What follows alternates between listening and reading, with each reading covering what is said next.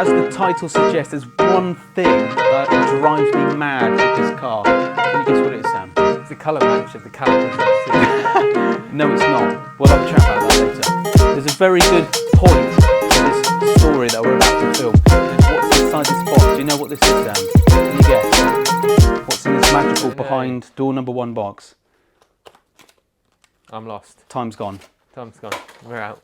BMW, in their infinite wisdom, decided they're going to try and cut corners and become cheap. So if you come around here, Tim, M3 competition logo. This should be on every single car. Why have they cheaped out? I don't know. But if you look inside there, there's a great big gloss black panel. It needs this lovely little logo. So we're going to get on with this and install this now. It's a nice, cheap, effective mod. And realistically, BMW, you should be ashamed of yourself right now. We're going to fix what you should have done from factory. Good morning, everyone. Welcome to our latest how-to video for the G8X. Today, this is what's the part in question, which is a center console trim with the M3 or M4 competition badge. Delete is appropriate. So our G81 Touring has come without this. And as great as it looks on the outside, as the driver, you spend your time behind the steering wheel, and I'm reliably informed that this is missing from our car, and apparently it's a big deal. So this needs to go in.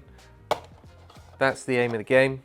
These are the tools required, so quite straightforward like some of our other parts before. Some low-tack masking tape to prep the area, trim tool to remove the part, and then a little spritz of quick detailer at the end just to clean the area, take off any residue from the tape, so on and so forth. Different part for left-hand drive cars, but the process is the same. So if you're lucky enough to be watching us from a different country, then flip this over, mirror image, still going to require the same process and the same tools. So I think that about covers it. Join me back inside the car and we'll get it fitted in. We'll show you the process. It should be a nice, short, sharp one, this one. Okay, so here we are in the cabin of the G81. This is the panel in question. As you might be able to see, or Tim will certainly come in a second, there is no badge on this one, so that's what we're going to rectify. Short, sharp video, this one, which is mostly going to revolve around preparing the area, so I'm just going to start putting some low-tack tape on now. Best advice is to go the whole way around the part. I'm going to double up just to make doubly sure that the surrounding area is protected, because the last thing we want is a mark on all these gloss black plastics. So just run some down the side as well. Once this is done, it should be quite a short procedure, mainly involving the trim tool. But as with all the installations we do here, it's worth taking the time to protect yourself against damage of the surrounding parts, because the last thing you want is to have a nice shiny new part blemished by a little bit of a defect in the surrounding area.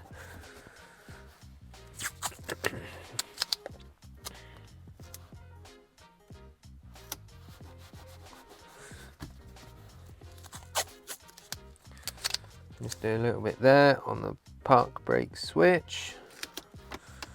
Okay, so that's everything taken care of in terms of preparing the area.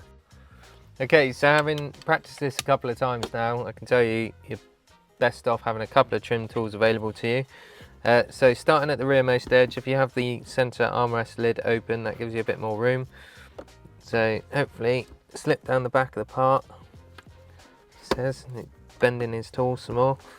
So slip down the back of the part, pop it to almost what is the first stage, and then with this larger trim tool, you can get under it and lever it up and pop it out. It's as straightforward as that. So masking tape doing its job here on this one, protecting the area.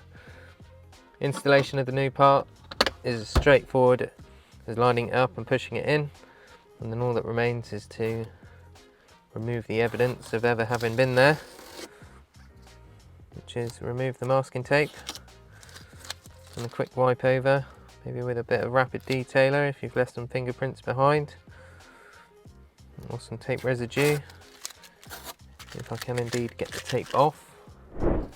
And there we have it, that's the part completely installed. Hopefully this video helps you guys out. I'm sure Dan will reliably inform me that it's made all the difference having this little logo here.